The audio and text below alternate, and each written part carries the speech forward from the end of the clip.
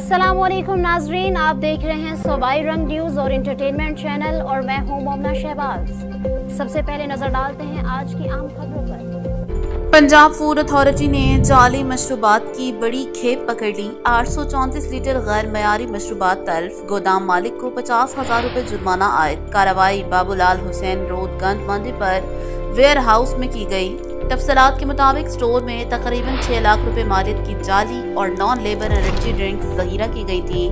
मुजरे सेहत जूस और energy drinks market में फरोख्त की जानी थी।